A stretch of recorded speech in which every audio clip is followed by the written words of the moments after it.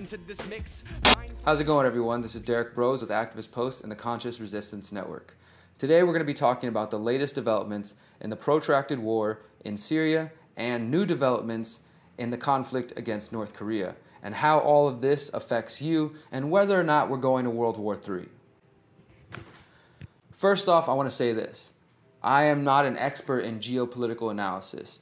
I do my best as an individual, as a critical thinker, as a free thinker, and as a journalist to study multiple sources, to read everything I can on a topic, and to analyze multiple angles to see who benefits from any given situation, especially as it relates to geopolitics, to resources, to the economies of nations across the world, and to power plays that exist. We have to understand that despite the fight for a quote-unquote new world order, there are probably factions that exist in the fight for this new world order. We have the Western nations, NATO, US, Britain, Saudi Arabia, all the Western allied nations, Australia, etc., essentially the current stage of the British Empire and the British Crown and their colonies that are spread far and wide and their allied nations.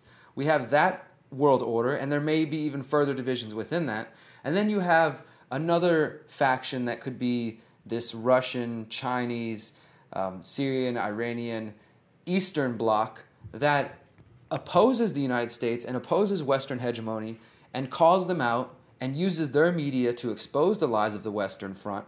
But at the same time, I don't think that they're people who advocate freedom or who have the interest of the people on the ground level, you and I, at heart. These people are still tyrants, they're still statists, they are still working to promote their message, their ideas, and at the end of the day, I don't think it's going to be anything that benefits the people. So I want to get that out of the way. The ideas that I'm putting out there, they are not specifically only anti-Western, but they are also anti-Eastern in the sense that I'm not trying to say Putin or Assad are heroes. So let's get that out of the way, and let's try to look at this objectively. First off, we'll start with an article that I wrote for Activist Post called "Former Department of Defense Science Advisor Debunks Claim of Syrian Chemical Attacks." Now let's start with the beginning. For those who are unaware, who haven't been paying attention the last 4 years, there has been an ongoing civil war, as it is called by some, within Syria, where you have rebel groups who are fighting against Syrian President Bashar al-Assad.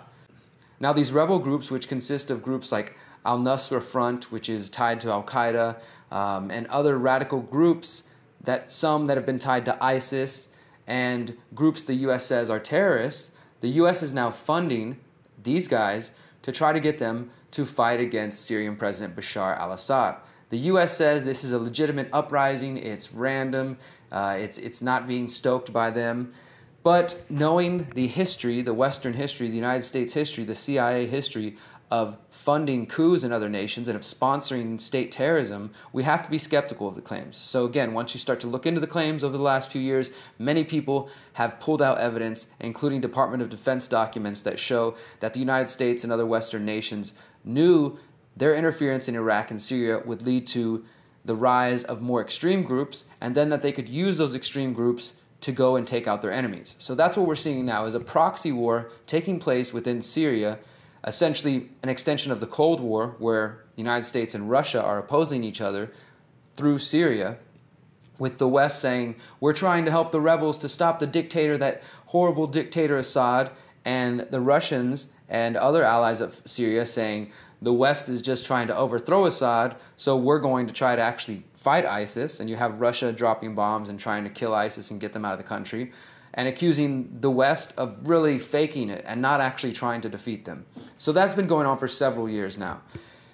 Recently, with the election of President Donald Trump, many people thought that America was going to be moving away from this global police force because Trump talked about making America great and putting America first, and he was not espousing, in the beginning at the least, an interventionist policy. But on April 4th, there was reports of a chemical gas attack, a sarin gas attack, in the town of Khan Shakyon, and this was on April 4th. A chemical gas attack apparently killed 74 people and injured 557 people. Among these, babies. You saw the reports in the news. You saw Donald Trump saying, we saw those pictures of beautiful babies dying, and he crossed the red line. I have to do something now. And then within days, without an investigation, without any actual proof, the United States government, their allied governments, and the compliant media were very quick to point the finger at President Bashar al-Assad and saying, this is the Syrian government, this is the Syrian regime, this is why we need to go in and overthrow him. Yet, the other side, again, the Russians, Syria themselves, and other non-allied nations called out the West and said there's not very much evidence for this, and really when you look at it, the area where the chemical attack happened was under the control of al-Nusra Front, the al-Qaeda-linked group I just mentioned, which has been funded by the United States and is in possession of sarin gas. Despite all this, the West continues to say this was Assad, and these claims were followed by bombs being dropped in Syria. And on that note, we should see that the bombs that were dropped in Syria by Mr. Trump, the bombs that all of the corporate media said, oh, beautiful images of bombs being dropped. I mean, it's sickening that the deadstream media has gotten to the point that they're tricking the compliant and deceived public into worshiping warfare, into worshiping bombs being dropped. Not only the money being wasted, but the lives being lost, and just the bullshit mentality behind it. The fact that warfare is seen as something to be proud of. This is nationalism again. This is not patriotism. This is jingoism. This is the same kind of mentality that allowed horrible tyrants to do whatever they wanted in the past because they had the permission from the people. So after the chemical attack, Trump orders an airstrike on the Syrian air base that they said launched the missiles that led to the chemical attack in this town. However, this is now being disputed by Theodore Postal, who's a professor emeritus at the Massachusetts Institute of Technology, MIT, and he's also a former scientist with the U.S. Department of Defense. And in a new 14-page report, he debunks the White House's report that concluded that Assad was behind the attacks. His report found that the U.S. and supporting governments have not provided any concrete evidence to back up their claims. He also said that it is increasingly likely that the attacks were carried out by rebel forces. The implications of Postal's analysis is that it was carried out by anti-government insurgents as the town is in militant-controlled territory of Syria. As I said, it's controlled by al-Nusra Front, which is tied to the U.S. funding, tied to al-Qaeda and other groups. Postal also writes that the document does not provide any evidence whatsoever that the U.S. government has concrete knowledge that the government of Syria was the source of the chemical attack. Postal's claims are based on several arguments. For one, he says that the repeated use of chemical attacks by rebel forces over the last few years, including in 2013, makes it clear that they are likely the culprits behind this new attack. Also, he examines the main piece of evidence put forth by the White House, namely photographs which purport to show a crater with an artillery shell that the U.S. says contained the sarin gas. And there's a crater where a bomb most likely dropped, and there's a canister in there. And they said that is the sarin gas canister. However, Postal is saying the conclusion is based on an assumption made by the White House when it cited the source of the sarin release and the photographs of that source. My own assessment is that the source was very likely tampered with or staged, so no serious conclusion could be made from the photographs cited by the White House. He also notes that the damage to the shell is not consistent with being dropped from an airplane. He believes the damage indicates that an explosive charge was placed on the shell containing the sarin gas and then detonated. So this goes on and on just to show you that this is more than likely a lie. I've got another 2 articles here that I want you to read on your own. One is called The Top 10 Reasons to Doubt the Official Story on an Assad Poison Gas Attack. And it gives you some good things to think about there. The other one that I want you to look at is called 5 Major Stories That Blow the Official Narrative on Syria Out the Water. And some of the most telling are that award-winning journalist Seymour Hersh has reported that Hillary Clinton approved sending sarin gas to rebels used to frame Assad and to start the Syrian war. So you can look into that. That was coming from a new essay from him, a new report from him. We also can go back and remember that Putin previously revealed that ISIS, our supposed enemy in Syria, is funded by 40 members of the G20, these 20 biggest nations, most strong, wealthy nations in the world that are allies to the United States. Putin said that there is evidence that they are funding ISIS. There's also this declassified CIA document from 1983 that show that there's been a long-term plan to destroy Syria for an oil pipeline that could benefit the U.S.'s ally, Turkey. And then you also have more recently General Wesley Clark, after 9/11, giving an interview to Amy Goodman saying that the U.S. has a plan to go into 7 different countries. They're going to go into Iraq, Afghanistan, Somalia, Libya, Syria, and then eventually Iran. I think he also said Lebanon as well. So essentially, the West is planning to take over that whole area and carve it up for their allies, Israel, Saudi Arabia, among others, and to use it for whatever purposes they choose. And you're being fed a lie that this is all about saving beautiful children, or this is just the latest stage of helping some rebels. And in the Syria front, we also had another recent attack that was being blamed on Assad now. There was a bus bombing that just happened days ago, I think this weekend now. And it has all the signs of a suicide bombing that are the call sign for these rebels on the ground. But it's once again being blamed on the Syrian army. And there's an article here by Brennan Turbeville called "Syria Bus Bombing Conducted by Terrorists, Not Syrian Government." And I advise you to read that as well. All the links will be below this video so you can read that. Before we switch gears here to talk about North Korea, I want to just read from you this new piece that came from the anti-media called "The Real Reason Trump Bombed Syria." And I think this paints a picture of what's really going on behind the scenes. It says, as Trump learned once he moved into the White House, government cannot be stable without the support of the fourth estate, that is, the media. And without threats from abroad, there isn't a war to sustain the state. So that's why the press is now so important and has been important in blowing up and magnifying the threat, so that the state's rationale for military action sticks. And this is a key point. As many in the libertarian movement call this escalation in Syria the new Iraq, one can only hope for a moment of clarity to shake the president's core and bring him back to his previous stance. But if history is any indicator, hope shouldn't guide us in this moment of darkness, as even some of the president's most trusted advisors are left on the sidelines, wondering what could happen if Trump had just been cool under pressure. Alas, Trump isn't the leader of a free nation because a nation of free men have no leader. If anything, he is shaping up to be just another politician, chronically unaware that there are drastic, unseen consequences for his military actions. So Trump is falling into the same line as all the other people before him, pushing for more war, more war.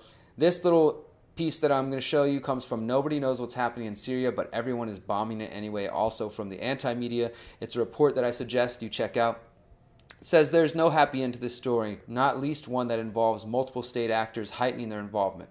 It's time to admit that the U.S. ultimately tried and failed to remove a dictator who directly threatened its economic interests from power, one who may or may not be responsible for some of the most egregious human rights violations in recent history.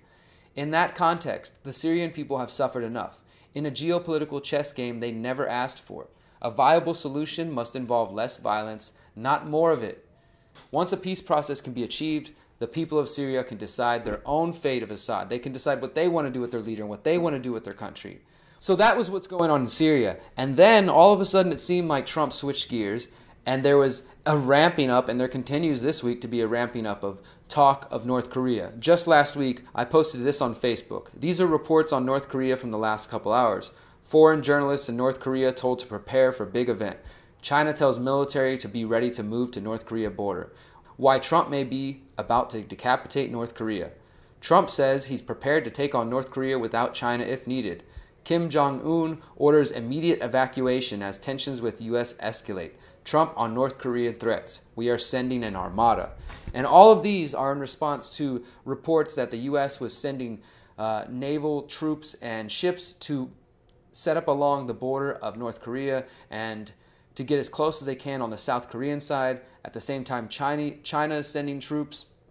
And just a couple days ago, you had Vice President Pence saying that the era of patience with North Korea is over. Then you also have an ex-Pentagon chief saying North Korea is not suicidal, they won't attack the U.S. first. Syria and Russia oppose Western empire. They're not going to support it, they're not going to allow it, and they've made that clear.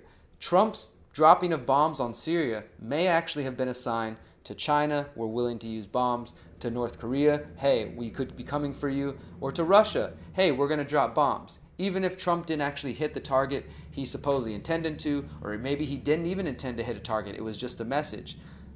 it is now clear that the U.S. is willing to drop bombs once again on nations they have not declared war with. And this really shouldn't be news to anybody who's paid attention, because right now the U.S. is taking tax dollars from people like you and they're funneling it to Saudi Arabia to fight their war in Yemen. The U.S. is dropping drone bombs in Yemen, Somalia, Pakistan. Last week we dropped the mother of all bombs, the biggest non-nuclear weapon that we have, the military, the U.S. military has, on Afghanistan. The increasing of reports about the danger of North Korea, I have trouble deciding whether or not these are legitimate and people should be concerned, that we should be buying our bunkers and buying our iodine so we don't die from nuclear war, or if this is just a part of this fear paradigm. You know, I hesitate to even report and talk about these things because I think it's important for us to know what's going on geopolitically. We have to understand that there are false flags being pushed, there are lies being pushed by the Western media and the Eastern media. Most of these people do not have the common man and woman and human beings' interest at heart. They are only thinking about themselves, and we have to recognize that. But we got to cut through the bullshit, and we actually have to try to find the truth. North Korea, the people there are heavily propagandized. They're heavily indoctrinated. People who have escaped, some of them have come to find a more free life living elsewhere. Some of them have come to be puppets for the Western media in order to spread anti-North Korean propaganda. Either way, we can see that the man who runs that country does not seem to have his people's interest at heart. But he also opposes the Western powers. So we maybe will agree with him on one issue, the West is a problem, but the idea of supporting Putin or North Korea or Syria, it should disturb you just as much as the idea of supporting the United States dictators and supporting Britain's dictators and all the other tyrants of the West. I don't want to support any tyrants. I don't want to support any of these people and any of their statist machinations. I want to support the people. And at the bottom of it, we have Syrians, we have Russians, we have North Koreans, we have Iranians, we have Americans who are all fighting to just live free and to live the way they want to. And they have people that have dominated and taken control of their country, both within the government and within various NGOs and nonprofits and think tanks and the media and the military that all form this complex that are really fighting to control and dominate. So at the end of the day, maybe you should be aware that there's a possible nuclear war on the horizon, that people like Trump and his advisors, the neocons and the neoliberals who are thirsty for war, are willing to push us that far. Or it's likely that they are all using the media to build hype around this. And the same way we saw this Cold War constant going up, we understand that war, fear, it creates a certain frequency within us. It takes us off balance. We are not living in line with peace and with love and light and truth. We are thrown off and we give in to the fear. We give in to all of the worry. And not only that, people like Raytheon and others, their stocks, they skyrocket. They're making money and profiting off war, off death, off violence. And the media is definitely making money off your fear. So I want you to be aware of these things. I want you to pay attention. I want you to be aware that the West feeds you lies. Don't buy their bullshit so easily. But at the same time, don't allow them to be sucking you into the fear paradigm.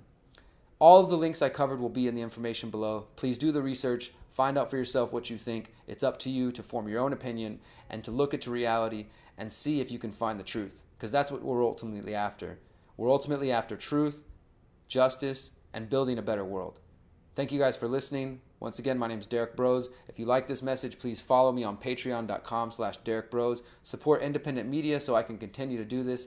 Thank you guys. Remember, you are powerful, you are beautiful, and you are free. Peace.